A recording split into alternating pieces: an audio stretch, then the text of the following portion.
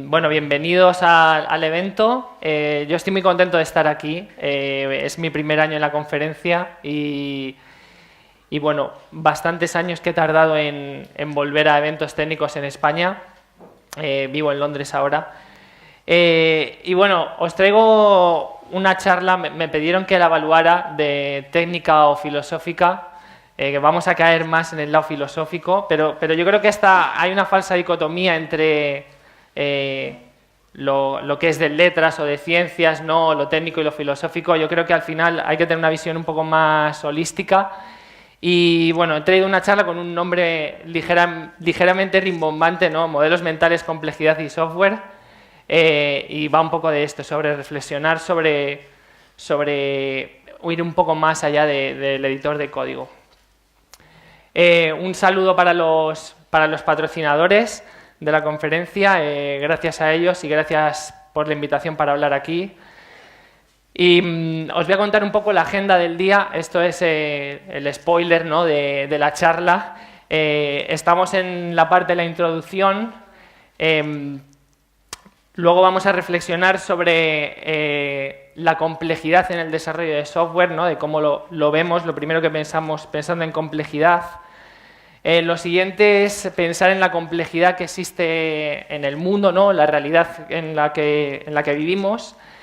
Y por último, introduciré los modelos mentales, qué son, por qué son importantes y de qué forma nos pueden ayudar, y conclusiones. Me voy a presentar brevemente. Bueno, me llamo Arturo. Y bueno, estuve trabajando aquí en España y luego 3 años después de la universidad y me fui a la aventura a Londres. Y para mí la parte relevante es la parte de la derecha, ¿no? Donde, aparte de la parte técnica, pues un día estás trabajando en un Bitcoin Exchange y al año siguiente estás haciendo cursos de moda, ¿no?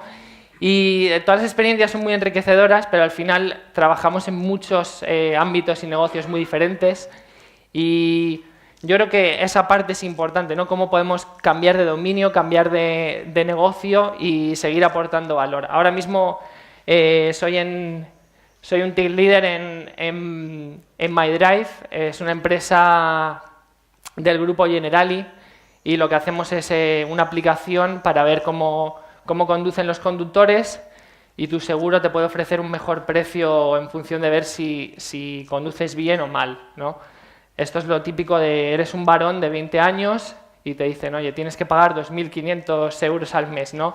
Y tú dices, soy la persona más prudente del mundo. Y te dicen, no. Entonces, se trata de incorporar tecnología, ¿no? para aportar ese valor. Y he dicho que soy un tech lead, ¿no? Y a veces nos confundimos con los roles. Bueno, mi trabajo día a día no es pues escribir código, revisar código, ¿no? Sin la locura, ¿no? que veis de los fines de semana. No escribo tampoco mucho código, ¿no? Ahí es la parte de salud mental, ¿no? A veces desconectar un poco.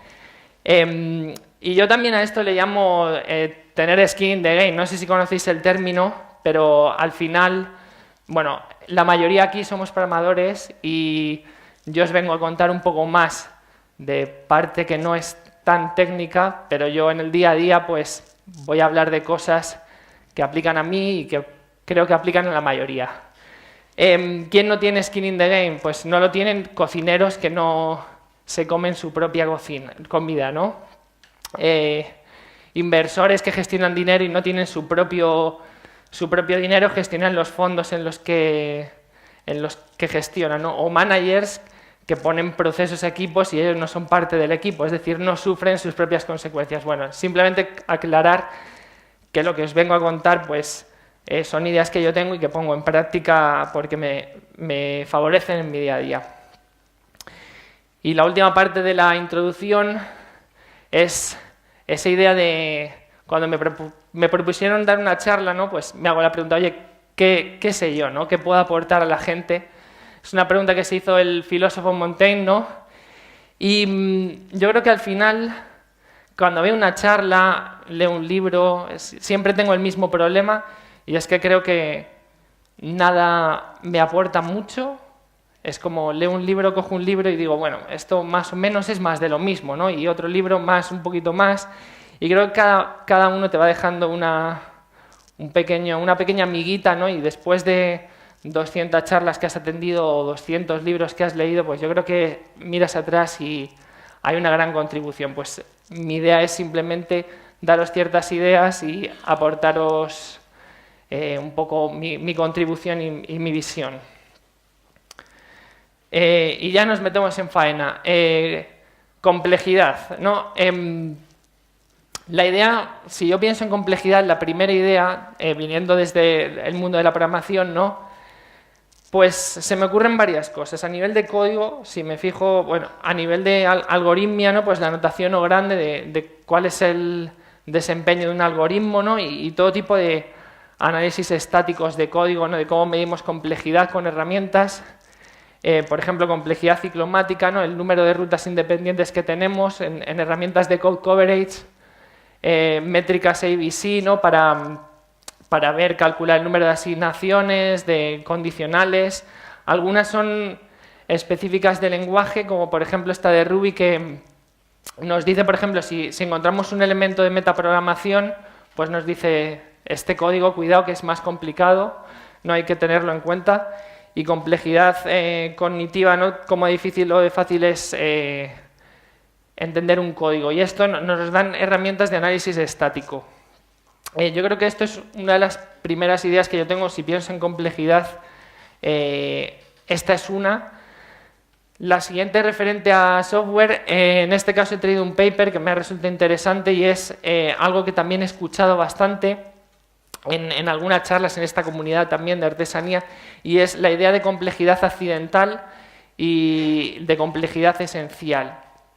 Y esa idea de que cierta parte del código que estás haciendo pues es referente al dominio y cosas necesarias, y otra parte es pues cuando ya las cosas se van un poco de madre, ¿no?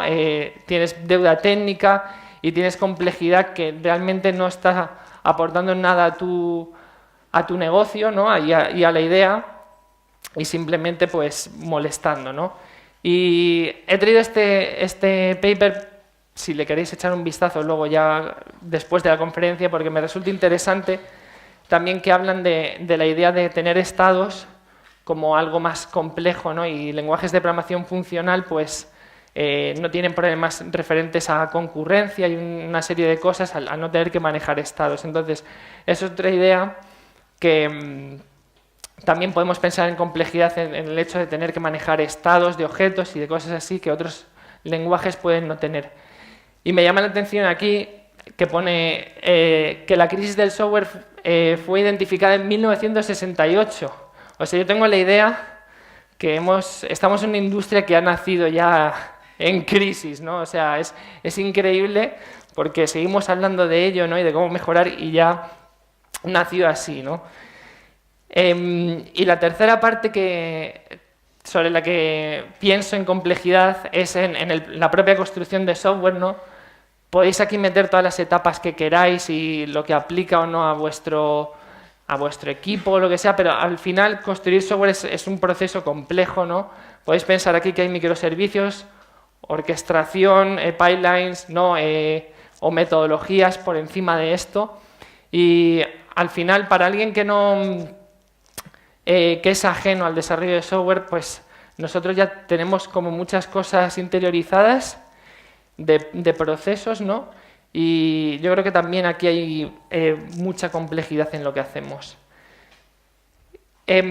Ahora voy a saltar un poco, os pongo algunas imágenes para salir un poco ya de la visión esta de pensar en complejidad y en software, y pensar un poco en la complejidad del mundo, ¿no? De ahí las imágenes de todo lo que está ocurriendo aquí, ¿no? Coches, naturaleza, edificios, personas, la cantidad de complejidad que existe en el mundo, ¿no? Saliendo un poco ya de esta visión de software. Complejidad en cosas más pequeñas, ¿no? Una hoja aquí, o si pensáis, pues hay muchas capas también por debajo de cosas que están ocurriendo, ¿no? Hasta llegar a partículas atómicas. Y complejidad a muy alto nivel, ¿no? Alto nivel en plan el universo, lo que está ocurriendo, ¿no? No sé si... Bueno, esta imagen está puesta un poco ahí ¿Os recuerda esto a algo? Igual os trae a la memoria algún libro, ¿no? Bueno, no voy a hablar de esto. De lo que voy a hablar es de la idea que tenemos los seres humanos, ¿no? De que al final el caos, ¿no? Para mí es orden sin descifrar, ¿no? La idea de que estamos aquí en el mundo, ¿no? Y lo que hemos hecho los seres humanos es ingeniería inversa, de ver cómo funcionan las cosas, de tratar de entender, pues, cambiarnos a nosotros mismos, cambiar el mundo, manipular las cosas, vivir mejor, mejorar, o sea, todo al final es ingeniería inversa, ¿no? A muy alto nivel. Y el segundo y último paper, ¿vale? En este caso no es técnico, ¿vale? Pero me llamó mucho la atención esa idea de que estamos impulsados o guiados por la idea del progreso, por la compresión, ¿no? De esa búsqueda de la simplicidad, de que al final, pues, siempre que tenemos una explicación para algo, si es muy complicada de entender, la desechamos, ¿no? Y vamos buscando esa simplicidad siempre. Está en la cultura popular como el principio de la navaja de Ockham, esto que dice que en igualdad de condiciones, pues la explicación más sencilla suele ser la más probable, ¿no? O sea, vamos buscando siempre explicaciones sencillas que tienen sentido, que nos abstraen de los problemas que ocurren por debajo y así pues podemos seguir avanzando sin pensar en los problemas que tenemos debajo. Y esta búsqueda de la simplicidad, he traído algunos ejemplos, ¿no? Se ve, por ejemplo, en ajedrez, la notación de ajedrez, a lo largo de la historia cómo ha ido cambiando desde que hay referencias escritas. Y al principio era una idea como muy romántica, ¿no? En plan, el rey blanco manda a su caballero a la tercera casilla delante del alfil, ¿no? Para acabar con la notación, pues la notación que tenemos moderna hoy día, ¿no? Pues es un poco esa idea de cómo vamos intentando comprimir esa información, ¿no? Esto lo vemos también en partituras de música, ecuaciones matemáticas, para explicar cómo funcionan las cosas. Lo vemos también con modelos que tenemos, ¿no? Cuando finalmente damos con la pieza de, oye, el ADN funciona con una doble hélice, pues ya eso, basado en ese modelo, nos permite ya saltar a resolver otros problemas mucho más complejos. Nos dice Richard Feynman, ¿no? Que siempre podemos reconocer la verdad por su belleza y simplicidad, ¿vale? Y es aquí donde ya llegamos a la última idea de compresión y simplicidad, ¿no? Esto es una línea de Ruby on Rails, ¿no? Entonces, sin tener mucha idea casi del lenguaje, esto se lo enseño bueno, está en inglés, ¿no? Pero se lo enseño a mi madre y yo creo que mi madre es capaz de saber lo que aquí ocurre, ¿no? Estamos creando un usuario con el nombre Arturo. Y esta idea de esa simplicidad y buscar esa expresión a muy alto nivel, ¿no? También nos esconde ciertas cosas, ¿no? En este caso, lo que esconde, ¿vale? Es que Rails está haciendo muchísimas cosas y esto, estoy hablando simplemente del mismo dominio, o sea, estoy hablando en la misma capa de abstracción, como el que dice.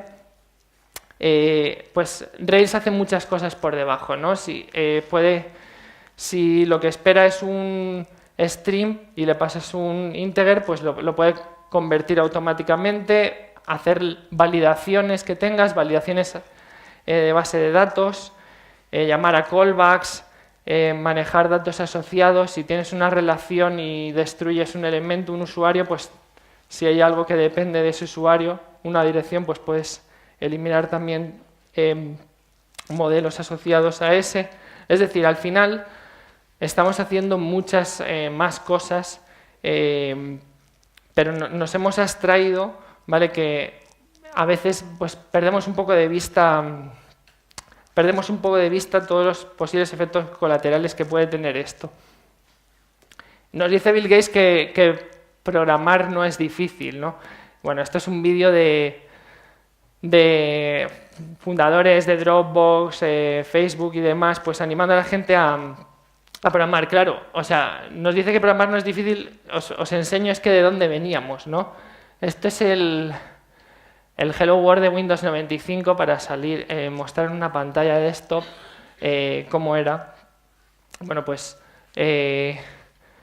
a mí me resulta como bastante complejo, ¿no? Y no hace tanto de esto, ¿no? En realidad. Hoy día, supongo, no hago programación en desktop, o sea que no sé mucho, pero supongo que con Electron quizás te instalas cuatro paquetes, cosas, y al final será una línea o dos de decir, oye, muéstrame aquí un Hello World. Es decir, al final hemos escondido toda esa complejidad en algún otro sitio y nosotros simplemente nos enfocamos en el problema que tenemos que resolver. Y sin embargo, a pesar de todo, pues yo me siento un poco como Alan Kay. Esta cita es de 2004, que dice que la mayoría del software hoy día es muy parecido a una pirámide egipcia, ¿no? Con millones de ladrillos apilados uno encima del otro, sin integridad estructural, sino solo hecho por la fuerza bruta de miles de esclavos. Y es curioso, ¿no? Porque a pesar de todos nuestros esfuerzos, ¿no? Pues sí que existe esta idea de todo el esfuerzo que supone todavía hacer software, ¿no? Y toda la complejidad que tratamos de esconder y buscar más y más alto nivel. Y afirmar que la complejidad no es gratis, yo creo que es mentira, ¿no? Yo creo que incrementa los riesgos ocultos y la fragilidad del sistema. Al final, pues, siempre vamos a tener problemas que ocurren mucho por debajo de lo que esperamos. O sea, recuerdo, recientemente hemos tenido cosas como bugs como Meltdown, Spectre, no sé, cosas así donde dices, oye, ¿pero qué está ocurriendo, no? Y no entendemos por qué ocurre todas esas cosas, porque al final las hemos ido ocultando debajo nuestra y no están fuera de nuestro ámbito. Y de alguna forma nosotros ya tenemos en cuenta lo complejo que es. De la idea de complejidad, pues tenemos toda una serie de prácticas que van enfocadas también a protegernos, ¿no? Desde guías de estilo hasta hacer test, prácticas de refactoring, utilizar DDD para tener un lenguaje ubicuo entre el negocio y la programación, ¿no? Automatización, o cuando ocurren cosas malas, ¿no? Pues poder hacer rollback, redundancia de datos, o es muy famoso Netflix, ¿no? Por tener el Monkey Chaos, ¿no? Que va desconectando servidores para al final, pues, protegernos de esos posibles fallos que puedan ocurrir. O postmortems, de decir, oye, ¿te ha ocurrido algo malo? Vamos a analizar por qué, vamos a poner una serie de prácticas, vamos a ver cómo podemos mejorar, o la propia idea de, bueno, elegir aquí la metodología que más os guste, pero la idea de mejora continua y de hacer retrospectivas para mejorar. O sea, de alguna forma ya tenemos esa idea de esto es complicado, vamos a ver de qué forma podemos ir mejorándolo. Y a pesar de todo, pues esto va con 2 años desactualizado, lo siento. Me lo encontré hace poco en Twitter. ¿Por qué ocurre esto? Yo creo que al final cada vez queremos hacer cosas más complicadas, de mayores retos, ¿vale? Y yo creo que ocurre por esa razón. Queremos hacer aplicaciones más interactivas, queremos escalar a mayor número de usuarios, ¿no? Y de alguna forma, pues, nos vamos empujando nosotros mismos a modelos que nos permiten hacer eso, pero también, pues, hay riesgos al hacer eso, ¿no? Me hace gracia la cita esta de que un full stack developer es alguien que es capaz de añadir deuda técnica en todas las capas de la aplicación, ¿no? Pues supongo que viendo esto, desde luego que tiene sentido. Y Milford nos dice que entiende siempre un nivel por debajo de tu capa de abstracción, ¿vale? Mi propuesta, ¿vale?, sobre la que quiero reflexionar es entender un nivel por encima. Y cuando digo por encima es, bueno, ¿de qué forma, no? Al final estamos laboralmente y en nuestra vida pues estamos afrontando retos, ¿no? Y tenemos que aplicar lo que sabemos. A veces tenemos que aprender cosas nuevas, ¿no? Que pueden ser útiles. Y luego también para mí es muy importante la capacidad pues, de dar un paso atrás, ¿no? Y mirar el contexto general y pensar, oye, ¿qué está pasando aquí? Preguntarse el por qué. Y esta es un poco la idea detrás de los modelos mentales. Voy a aprovechar para beber un poco.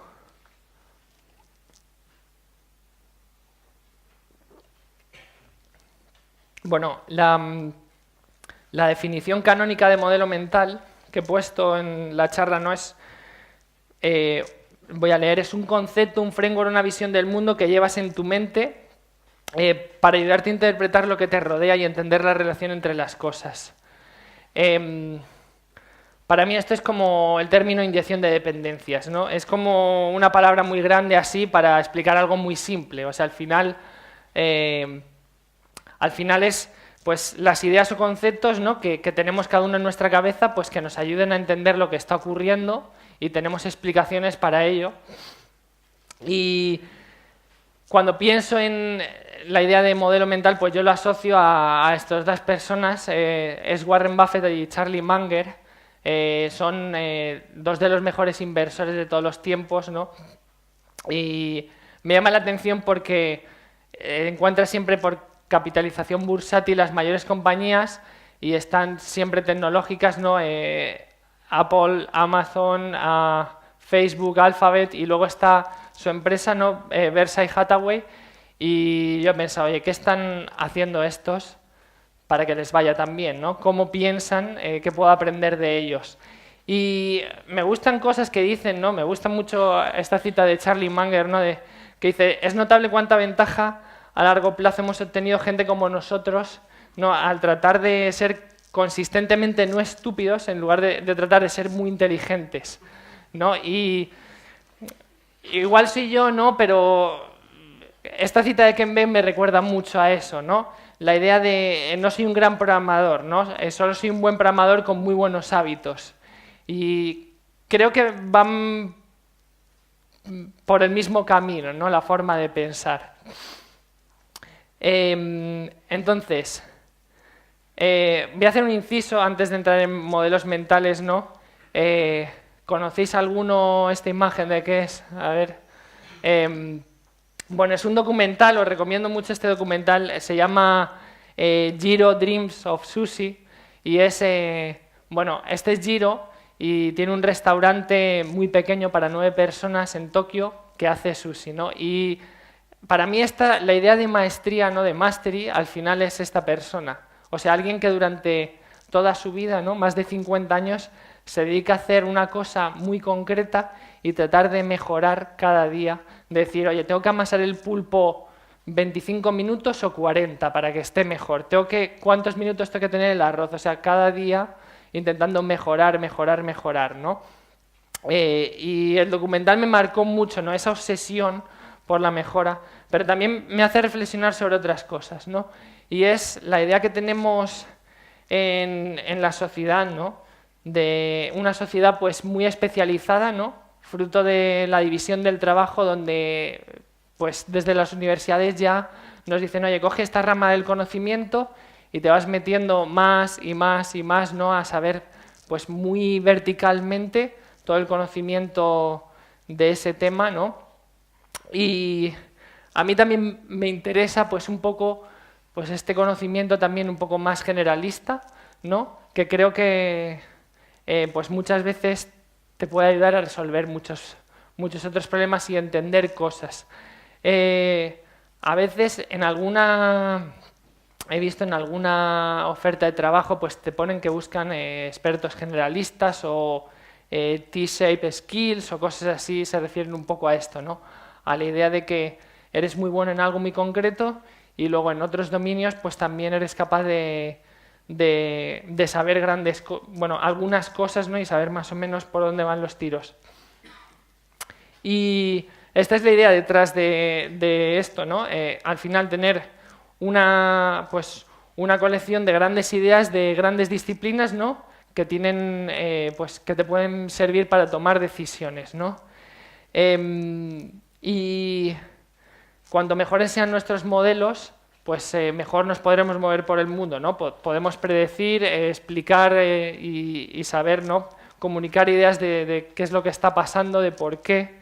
Y cuanto peores sean nuestros modelos, pues al final pues, más errores iremos cometiendo y a veces errores muy costosos.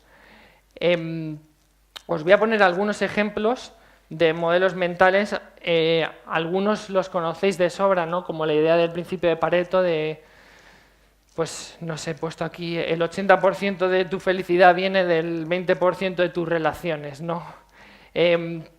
Bueno, esta idea la conocéis, ¿no? Pero al final tenemos que trasladar estas cosas a nuestro día a día, yo creo. Tenemos un backlog con muchas ideas, ¿no? Y al final, ¿por qué seguimos añadiendo cosas ahí a veces? Si sabemos que a lo mejor solo nos va a dar tiempo a solucionar, o sea, el 20% de ellas, ¿no? Cosas así, ideas que no es modelos, ¿no? Que no están ahí solo por estar, sino que al final tenemos que aplicar cada día a día. Otras ideas como la idea de producto mínimo viable, al final, pues son ideas que tenemos de cómo construir software, de pues, ir haciendo cosas para analizar los riesgos, de medir, ¿no? Son ideas que en nuestro día a día los tenemos muy frescos, ¿no? Algunos de ellos. Hay muchos modelos de psicología, no como el sesgo de confirmación, ¿no? De al final, pues las cosas que soportan tu tesis, pues las vas buscando, te las crees más. Esto pasa mucho en política, ¿no? De gente que lee pues, los periódicos que casan con sus opiniones, ¿no? Y directamente otros que no tienen nuestra opinión, pues directamente rechazamos, ni siquiera tenemos en consideración eso. Entonces, a veces está bien conocer muchos sesgos o muchos modelos de psicología para poder entendernos a nosotros mismos y poder entender también cómo piensan otras personas. El coste de oportunidad, otro modelo, pues de economía en este caso, o se puede aplicar a estrategia, ¿no? De decir, oye, lo que estoy haciendo ahora es tiempo, recursos o dinero que no estoy invirtiendo en hacer otras cosas, ¿no? Entonces, también hay que tenerlo en cuenta a la hora de elegir, pues, tomar decisiones. Y el último modelo que os he traído es el margen de seguridad, ¿no? Que es de ingeniería, ¿no? O de estrategia también se aplica como... bueno, se aplica en muchos más ámbitos, por ejemplo, en estimaciones, ¿no? Cuando alguien dice, ¿cuánto vas a tardar? Pues 5 días y sabe que a lo mejor va a tardar 3 y tiene 2 de... Pero la idea de margen de seguridad, ¿no? De hacer que un puente soporte lo que está diseñado y bastante más, ¿no? Son ideas que también se pueden trasladar en nuestro día a día. Y modelos mentales, bueno, hay muchísimos, ¿no? Mi idea con la charla no es dar una lista exhaustiva de modelos mentales, al final es que os quedéis con la idea de qué es un modelo mental, ¿no? Buscar ideas de otras disciplinas y poderlas utilizar pues, en vuestro día a día quizás a la hora de tomar decisiones y bueno, que os pique ahí un poco el gusanillo de decir, oye, pues sigo aprendiendo cosas y buscándolas por vosotros mismos. Al final, para mí la idea de modelo mental pues, me ayuda, visto así en general, para 3 cosas.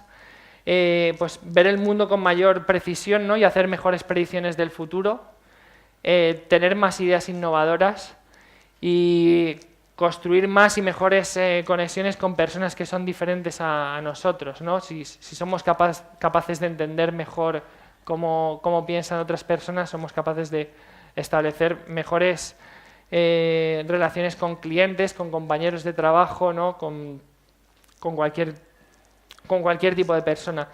Y también, quizás más referente a trabajo, pues, pero también generales, ¿no? Aumentar la conciencia de lo que, y nuestra propia conciencia de lo que pasa, de estar en una habitación y darnos cuenta de lo que ocurre, ¿no? De lo que quiere otra persona, de de por qué yo tengo una opinión y otra persona tiene otra opinión, de dónde vienen esas ideas también otras personas. Y también formas de trabajar pues más colaborativamente, ¿no? Al entender mejor a tus compañeros, ¿no? Y también formas de mejorar uno mismo, ¿no? Y de poder ser más efectivo. Y yo creo que al final, si somos capaces en cualquier situación de darnos cuenta de muchas más cosas, pues pasamos de andar un poco a la deriva a poder ejercer control sobre esas cosas, ¿no? Como resumen, ¿vale? Os voy a decir la idea un poco con la que quiero que os quedéis de la charla. Bueno, la idea para mí es el mundo, la realidad es muy complejo, ¿no? Lo que hacemos los humanos generalizando, ¿no? Es hacer esta ingeniería inversa del mundo y crear abstracciones, ¿no? Compartimentar el conocimiento y esto nos permite pues seguir avanzando, ¿no? La idea esta de que la civilización avanza en función de el número de cosas que podemos hacer sin pensar en ellas, ¿no? Y también esta idea de buscar esta simplicidad, ¿no? Y aumentar la complejidad en base a estas abstracciones, pues nos llevan a decir, oye, la complejidad al final no es gratis, o sea, al final puede aumentar la fragilidad de todo y te está compartimentando solo a lo que tú ves, ¿vale? Y de ese dominio pues hay que salir un poco más allá. Y para ello pues os propongo la idea de modelos mentales, como ir conociendo distintas ideas de distintas disciplinas y ir teniendo un conocimiento un poco pues más generalista. Os he traído algunos libros pues totalmente un poco dispares, ¿no? Por ejemplo, os he hablado de el ADN, pues os pongo uno sobre genética, pero es un poco la idea detrás de esta charla, ¿no? La idea de buscar conocimiento en otros sitios, no simplemente técnicos, ¿no? Y creo que eso os puede aportar al final ventajas en vuestro día a día. Y para concluir, ¿vale? Me gusta mucho esta cita donde nos dicen, recuerda siempre que todo lo que sabes y todo lo que todos saben es solo un modelo, ¿no? Saca a pasear tu modelo, ¿no? Donde se pueda ver, e invita a otros a desafiar tus suposiciones y agrega las suyas. Y es un poco pues mi idea para el día de hoy. Y ya está, con esto pues muchas gracias y yo creo que ahora podemos, si queréis, podemos debatir un poco todo este tema del que os he hablado, qué os parece, ¿no? O si tiene sentido o deberíamos seguir siendo alguien más generalistas o quizás más especializados en cosas. Y ya está.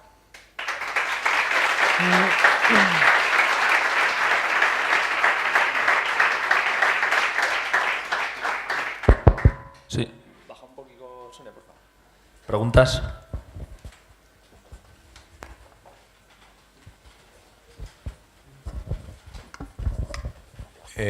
Arturo, bueno, gracias primero por la charla, me parece chula, aunque sea filosófica más que técnica, y muchas veces venimos aquí a temas así.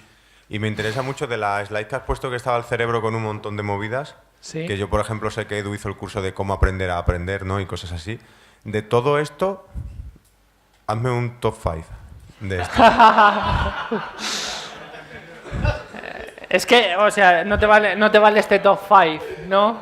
Sí, no, a ver, también me vale, quiero decir... No, te voy a dejar, o sea, yo creo que te voy a dejar una, ¿no? Y la propia idea de modelo mental a mí me parece la top, ¿no? Es decir, tú ahora ya sales con una idea de existen modelos mentales y ya puedo yo empezar a ver si esto me cuadra, no me cuadra, si tiene sentido o no tiene sentido. Para mí esa idea me parece muy potente, ¿sabes? Más que coger de aquí, pues, hombre, de psicología me gusta mucho, no sé dónde están o si están o no, porque no me cogía todo por aquí y más. De psicología me gusta mucho, pues, al final, venimos programados, ¿no? Los seres humanos, pues con toda clase de sesgos, ¿no? Está el libro Pensar rápido y pensar despacio, ¿no? Y al final eso es muy interesante, ¿no? Algunas de las cosas que dice el libro pues ya se han demostrado que no y demás, pero la simple idea es muy interesante, ¿no? De todos los sesgos con los que venimos, ¿no? Pues entender eso también de cómo soy yo, ¿no? Como ser humano, cómo piensan otros, me parece una idea muy interesante. Y al final la vemos en el día a día. Por ejemplo, cómo hacer mejores pull requests. Pues al final, ¿de qué estamos hablando? De psicología, ¿no? Porque estamos discutiendo sobre mejores soluciones técnicas, pero cómo tenemos que dar feedback es muy interesante, ¿no? Decimos, oye, hay que dar el feedback de una determinada forma. O llegas a una retro y tú no puedes decir, oye, tú eres estúpido por esto y por esto. O sea, y si quieres dar feedback también tienes que decirlo de una determinada forma, tienes que hacer que el otro entienda las cosas. A veces la gente tarda mucho en entender otras ideas, ¿no? Nosotros mismos a veces pues te explican algo y tú no lo entiendes y 3 meses después dices, ostras, tenía razón esta persona cuando me dijo, pues sí, no sé. Sí, o sea, yo con el debate que has dicho, por si alguno quiere también hablar de esto... Por ejemplo, ¿tú cuáles crees? O sea, yo, por ejemplo, creo que es muy importante el horizontal de la T que has puesto, ¿vale? O sea, yo lo he ido viendo con el paso de los años. Yo al principio estaba obsesionado con la técnica, por decirlo así, o con la parte técnica. Me conoces desde hace muchos años, ya que lo sabes. Pero luego me he dado cuenta de la parte horizontal, ¿vale? De que era muy importante el del 80-20, el de priorizar, el de causa-efecto, por ejemplo, o el tema de aprender a aprender, ¿no? Porque creo que estamos en un tipo de profesión que necesita esos skills horizontales, no soft skills, llámalos como quieras, pero que son transversales, ¿no? No van en vertical. Entonces, a mí, por ejemplo, el tema de cómo aprender a aprender me parece fundamental, porque es que no hay día que no aprendas una cosa, sí, sí. O no hay semana a la que te enfrentes a una cosa nueva, y si no sabes absorber ese tipo de conocimiento nuevo, o no sabes cómo asumirlo en el día a día, con la cantidad de información a la que estamos bombardeados, por ejemplo, con blogs y todo lo que tú quieras, pues ese aprender cómo aprender, ese 80-20 de saber discriminar qué cosa realmente te es efectiva, me parecen dos cosas bastante claves, sí, si me preguntas a mí. Muy bien. ¿Más preguntas? Por aquí. Vale, yo tenía 2 cosas. ¿Sí? La película, por ejemplo, de Hiro, que a mí también me marcó. La de Jiro Dreams of Sushi. Sí. Al final está un poco el tema que sus hijos, por ejemplo, cuando iba a casa no sabían ni quién era, ¿no? Le preguntaban a la madre, ¿quién es este señor? Porque como se iba antes y volvía después, sí. había ahí un modelo que era casi tóxico. O sea, sí. O sea, te puedes llevar algo de ahí, pero también un aprendizaje sobre, ¿no?, esta mezcla de ver otros modelos en otras profesiones precisamente para mejorar la nuestra, pero desde otros puntos de vista, no simplemente... Sí, claro, la idea de maestría también es mucho... El éxito muchas veces, si pensamos en alguien profesionalmente que tiene mucho éxito, es gente muy obsesionada con una determinada cosa, ¿no? O sea, tienes que ser de una determinada forma también y sacrificar cosas para llegar a resultados como muy extremos, ¿no? Que es en lo que nos fijamos, ¿no? Nos fijamos en gente que nos llama la atención, pero es gente muy extrema en algo, ¿no? Por ejemplo, no sé, grandes emprendedores, ¿no? O gente, Elon Musk, pues es alguien que trabaja, pues no sé, 16 horas al día. Entonces es la idea esa de el éxito también implica obsesión y sacrificar cosas, ¿no? Y en el documental es un poco eso de, oye, sacrificas también a base de ser muy bueno y conseguir algo, pues muchas cosas, ¿no? Pero en cualquier caso es un documental muy, muy interesante ver eso, lo recomiendo. Yo hace tiempo que le vengo dando vueltas sobre que tenemos que ser horizontales, pero hacia lo que está alrededor de, por ejemplo, en desarrollo, pues ir hacia operaciones, y ya lo conoces, ir hacia producto, ir hacia CEOs, hacia management, porque me da la sensación de que estamos optimizados para aprender, trabajamos con complejidad, somos muy adaptables por lo que hacemos.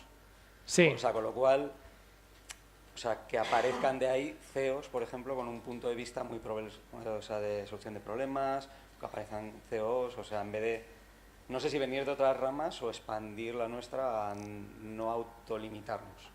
Yo creo que, o sea, lo que dices es un buen punto de partida, ¿no? En una organización soy capaz de quizás de añadir valor no solo en la parte técnica, sino que puedo empezar a añadir valor a producto, operaciones, ¿no? Entender mejor cómo funciona el negocio. Yo creo que alguien, al final, con poca experiencia, pues se limita un poco a su editor de código y al final, cuando tienes más experiencia, eres capaz también de...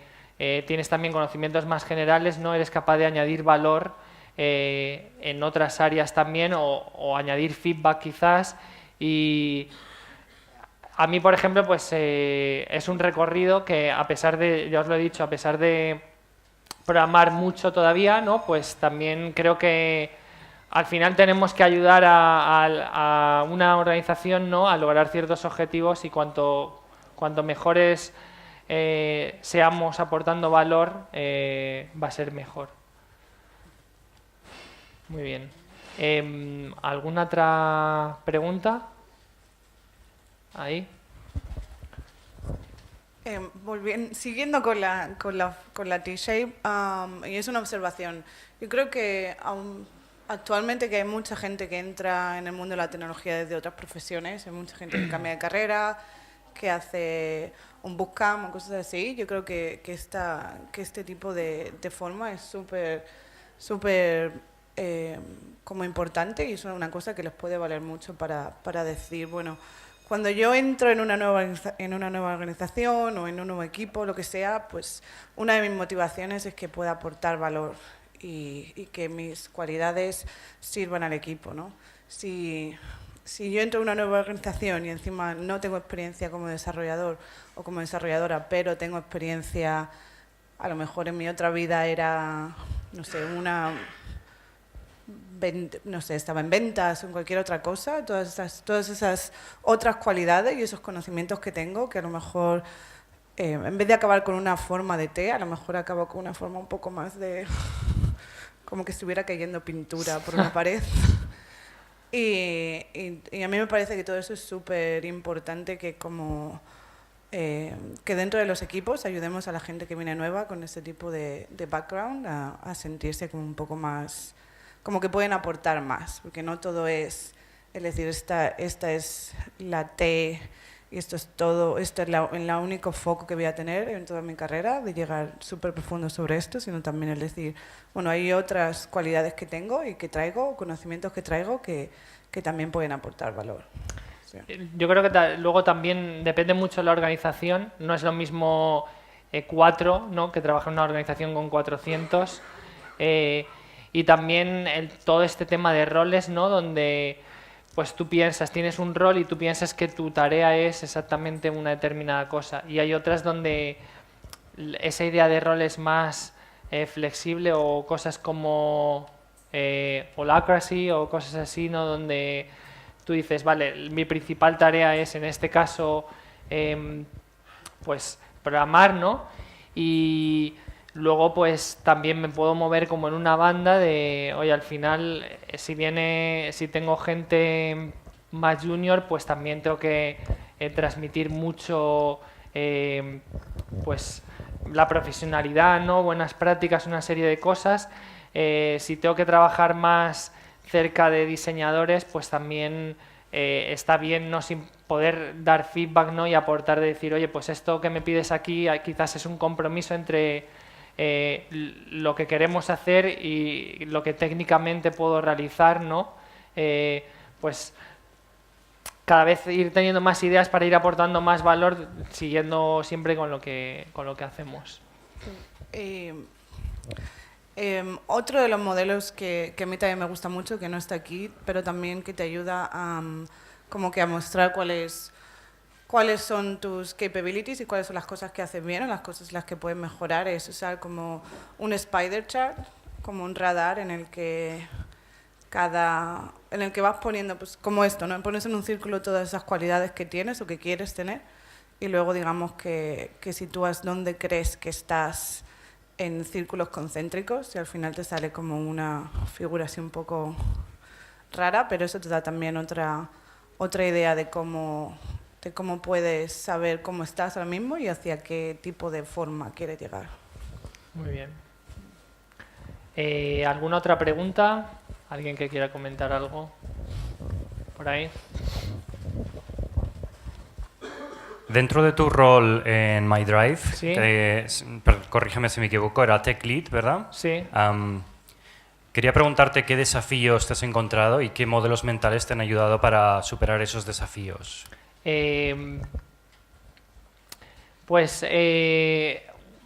Lo ha comentado Kini antes, pero yo creo que uno de los más importantes yo creo que es aprender cómo aprender, ¿no? Al final, siendo Tech Lead, yo trabajo en equipos cross-functional, pero de alguna forma pues hay una parte muy importante de mentoring, ¿no? Y al final la diferencia para mí entre alguien junior y alguien con más experiencia, hay una parte técnica, pero luego hay mucha otra parte que no es técnica. Es de darse cuenta de lo que está pasando en la organización, en el negocio, de cuando entras en una reunión.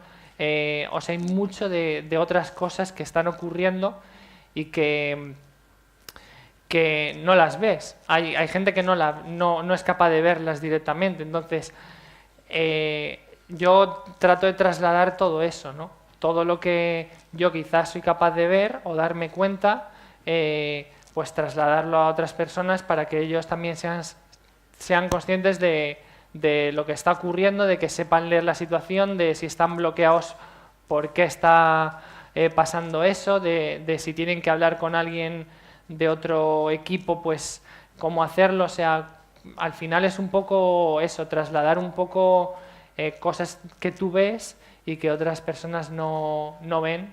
Y bueno, pues supongo que, o sea, no es que tenga, esto no es como la idea de este modelo, este y este, sino un poco más trasladar esa visión de darnos cuenta de más cosas y poder, en base a eso, ir mejorando. Gracias. A ti. Allí detrás, ¿han levantado la mano? Pregunta Guillermo Gutiérrez. Hola Arturo, gracias por la charla. Gracias. Con respecto a todo esto, el rollo de los modelos mentales, me parece, o sea, yo es un modelo, quiero decir, me lo compro para mí, ¿vale? A mí me ayuda a tomar mejores decisiones, a evaluar mejor las situaciones, bueno, me viene bien. Pero me pregunto hasta qué punto se nos va un poco la pinza con estas cosas que a uno nos parece bien, proyectándolo hacia los demás. Hay veces que a la gente que tienes delante no le interesa nada de esto. Y nosotros vamos con la pisonadora del modelo mental, de las buenas prácticas del tal. ¿Hasta qué punto se nos puede ir la olla con esto y podemos estar frustrando a los demás, generando situaciones incómodas, obligando a la gente que igual no le apetece o no está motivado para mejorar? ¿Cómo gestionamos esa situación, ¿no? Unos con nosotros mismos, con los demás, en una organización, etcétera, etcétera, ¿no? Porque parece que como somos los abanderados de las buenas prácticas, pero en realidad es porque, o sea, nos las estamos creyendo. No hay ciencia que demuestre que una práctica es mejor que otra. O sea, no hay datos, no hay evidencia. Son solo cosas que nos suenan bien, que parecen que están bien. Bueno, entonces, ¿hasta qué punto? Pero cuando dices buenas prácticas, ¿te refieres a prácticas técnicas? Es en general. Yo sé que esta charla es de modelos mentales. Me parece súper útil, ¿eh? O sea, para mí me lo creo. Lo que pasa es que como todos estábamos aquí un poco hablando en positivo, sí. Me apetecía trolear un poco simplemente para que cada uno se pueda preguntar un poco qué partes negativas puede tener el trasladar estos, bueno, en este caso los modelos mentales, pero pueden ser mil... Bueno, para mí esto es algo para ti. Es decir, yo no doy la chapa con esto en el trabajo. A mí nadie me ha oído decir la palabra modelo mental, ¿vale? Es simplemente... Mi idea detrás de esto es, estamos muy enfocados en el editor y vamos a ver un poco más allá. Y dentro de ver un poco más allá, pues esto de la idea de tener grandes ideas de grandes disciplinas o de diferentes disciplinas, pues me parece que al final aquí pues presupongo a la gente curiosa, ¿no? Con ideas y de mejora y demás, y digo, oye, pues a mí al final conocer más cosas me aporta. Soy mejor en una entrevista de trabajo, soy capaz de comunicarme mejor, soy capaz de entender cuando me hacen una pregunta por dónde va la pregunta, qué hay no solo en la pregunta, sino un poco más allá, por qué me hacen esta pregunta. Al final es un poco la idea de saber leer la situación, ¿no? Y cuanto más sabemos, cuando tenemos que hablar, pues os he dicho antes, ¿no? Trabajaba en un exchange de Bitcoin para comprar y vender Bitcoins, pues os imagináis pues gente muy técnica, ¿no? Y luego paso a trabajar en una plataforma de cursos de moda. Entonces, ahí el cliente tiene un vocabulario totalmente distinto. Y esto nos va a pasar mucho en la vida, de muchos diferentes ámbitos, dominios, donde pues nos tenemos que mover bien y tenemos que aportar valor y tenemos que ser capaces pues de comunicar lo que estamos haciendo. Y hay gente en una organización, pues depende quién tengas encima de la organización, es capaz de entender unas cosas y no otras de la parte técnica, y para mí es muy valioso ser capaces de entender cómo piensa la otra parte y decir, oye, este valor lo estoy aportando de esta forma y saberlo comunicar. Entonces, podéis desechar todo esto, pero la idea detrás de tener, oye, un conocimiento más generalista a mí me parece muy útil y valiosa. ¿Alguna otra pregunta? Última y cerramos, que está ya el almuerzo listo. O cerramos ya si no. Pues yo creo que ya está. Bueno, muchas gracias.